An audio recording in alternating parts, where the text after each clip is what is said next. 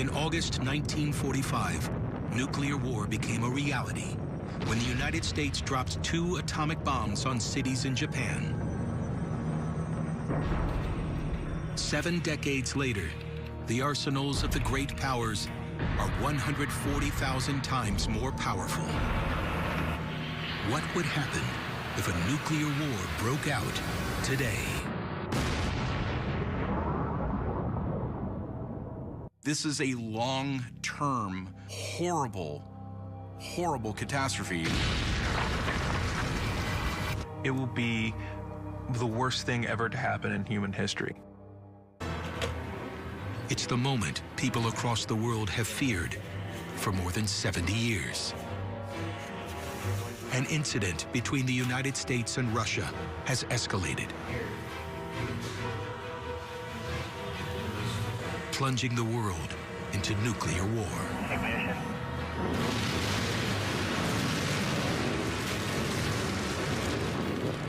Запуск.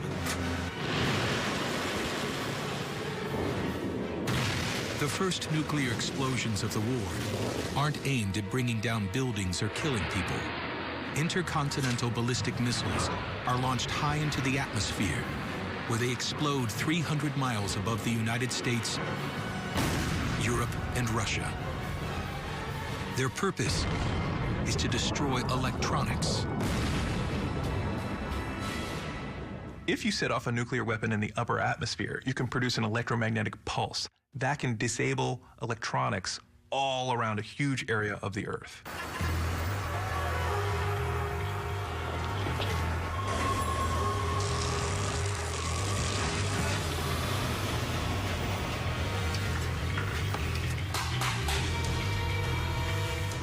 The electromagnetic pulse, or EMP, shoots massive currents through electronic circuits, creating chaos.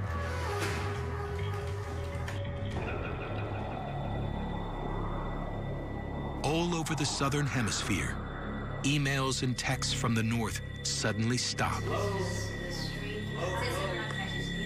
The interconnected world is beginning to unravel. On highways from the United States to Canada, and from Western Europe to Russia, traffic comes to a standstill as many electric circuits in cars are fried. The confusion is compounded because some electronic devices are disabled and some are not. Some cars just stop. This will create wholesale chaos on a major thoroughfare, and traffic will be snarled for hours, possibly even days. It seems like some kind of spooky, crazy thing is going on.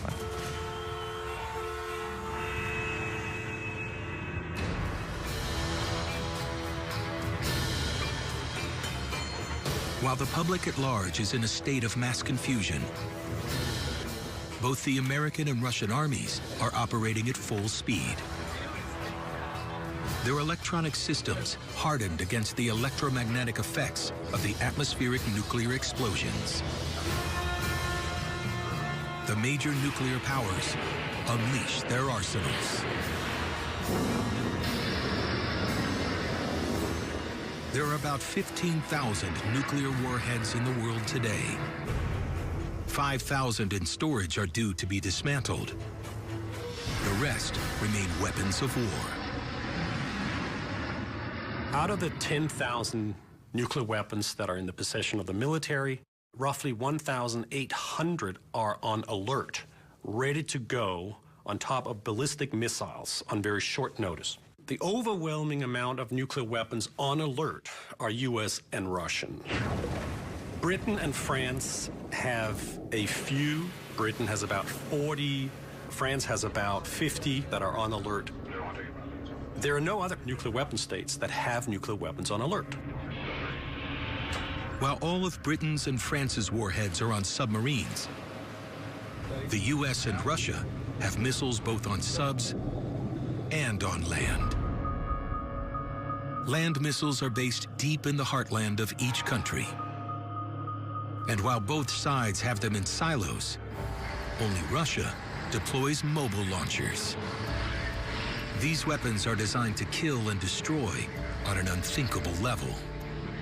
If you make the rocket very large, and you can make the nuclear warheads very small, you don't have to limit yourself to just one warhead per missile.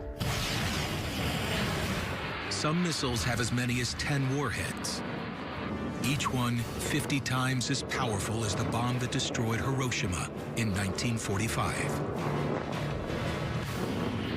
In the first strike, you're going to have something in the order of 600 to 700 ballistic missiles with nuclear warheads from both countries flying against each other.